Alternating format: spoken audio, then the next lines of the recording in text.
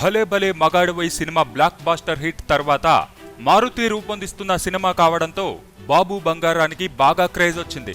పైగా వెంకీ నయనతారాల హిట్ పేరు అనగానే ఆ అంచనాలు మరింత పెరిగాయి. ఇక గిబ్రాన్ అందించిన మ్యూజిక్ కి అన్ని వర్గాల నుంచి మంచి స్పందన లభించింది. మరి హై ఎక్స్పెక్టేషన్స్ మధ్య థియేటర్లలోకి వచ్చిన సినిమా రిపోర్ట్ ఏంటో ఇప్పుడు చూద్దాం. కథ విషయానికి వస్తే పోలీస్ ఆఫీసర్ అయిన వెంకీ నయనతారని చూడగానే లవ్లో పడతాడు.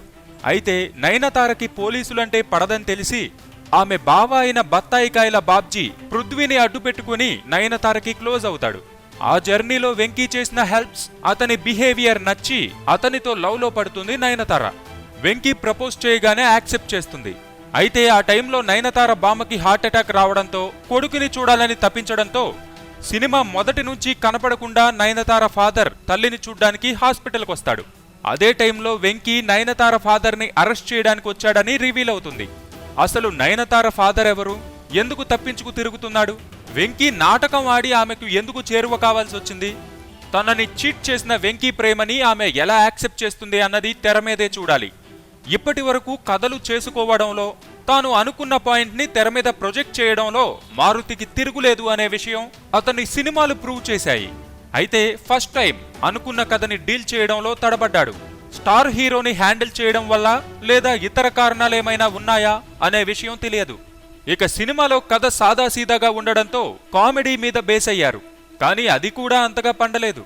నవ్వించి చంపేస్తుంది అనుకున్న బత్తాయికాయల బాబ్జీ ట్రాక్ విసిగించి చంపేస్తుంది. పృథ్వీ డైలాగుల మీద డైలాగులు చెబుతున్నా ఒక్క డైలాగ్ కూడా పేర్లేదు. ఇక ఫస్ట్ హాఫ్ కి రిపీట్లా అనిపిస్తుంది సెకండ్ హాఫ్. స్పాన్ లేని కథ ఎత్తుకోవడం వల్ల చేసేటప్పుడు దర్శకుడికి, చూసేటప్పుడు ప్రేక్షకులకి నరకం అనిపిస్తుంది. కామెడీ టైమింగ్ పూర్తిగా మిస్ఫైర్ అయింది. ఉన్నంతలో వెంకీ చేసిన యాక్టింగ్ కొంతలో కొంత రిలీఫ్ అని చెప్పాలి. ఇంటర్వెల్ బ్యాంగ్ ముందే ఉన్న కొద్దిపాటి కథ రివీల్ చేయడంతో సెకండ్ హాఫ్ అసలు తలాతోకా లేకుండా తయారైంది. మొత్తంగా చూస్తే ఫ్యామిలీతో వెళ్లగలిగే సినిమాగా ఉన్న బాబు బంగారం ఎంటర్టైన్మెంట్ పరంగా మాత్రం చాలా కష్టం అనిపిస్తుంది. ఈ సినిమాలో చెప్పుకోవాల్సింది అంటే ఓన్లీ వెంకటేష్ నటన, పోసాని టైమింగ్ గురించి మాత్రమే. ఫస్ట్ టైం నయనతార యాక్ట్ చేస్తున్నట్లు క్లియర్ గా అర్థమైంది. ఆమెకు ఏమాత్రం నప్పని క్యారెక్టర్, పైగా బలవంతంగా చేసినట్టు కనిపిస్తుంది. పాటలలో అందాలు మాత్రం బాగానే ఆరబోసింది. ఇక వెన్నెల కిషోర్ చెప్పిన డైలాగులైతే కొంతవరకు నవ్వించినా ఎక్కువ శాతం హీరో గాలి తీసినట్టున్నాయి. ఇక ఎన్నో ఆశలు పెట్టుకున్న పృథ్వీ ట్రాక్ ఒక 10% మాత్రమే పేలింది. బ్రహ్మానందం ట్రాక్ గురించి మాట్లాడకుండా ఉంటే బెటర్. కథ ఎంచుకోవడం నుండి చాలా తప్పటడుగులు వేశాడు మారుతి. అసలు ఏమి నమ్మి ఈ సినిమాకు కమిట్ అయ్యాడో అర్థం కాలేదు. ఒక్క వెంకటేష్ ని యంగ్ గా, నయనతారని అందంగా చూపించడం తప్పించి ఇంకేమీ సరిగా చేయలేదు. కామెడీ చేయాలనే తపనతో కంటెంట్ కామెడీ వదిలేసి స్పూఫ్ కామెడీతో నింపేశారు. ఇక ఈ సినిమాకి మాటలు రాసిన డార్లింగ్ స్వామి చాలా దారుణంగా ఫెయిల్ అయ్యాడు. క్వాలిటీ ఉన్న డైలాగ్ గానీ, గుర్తు పెట్టుకునే డైలాగ్ కానీ ఒక్కటి రాయలేకపోయాడు. హత్తుకునే సన్నివేశంలో సైతం ముద్ర కనపడకపోవడంతో సీన్స్ ఎలివేట్ అవ్వలేదు. ఈ సినిమాకి మెయిన్ సపోర్టింగ్ పిల్లర్ గా నిలిచాడు మ్యూజిక్ డైరెక్టర్ గిబ్రాన్.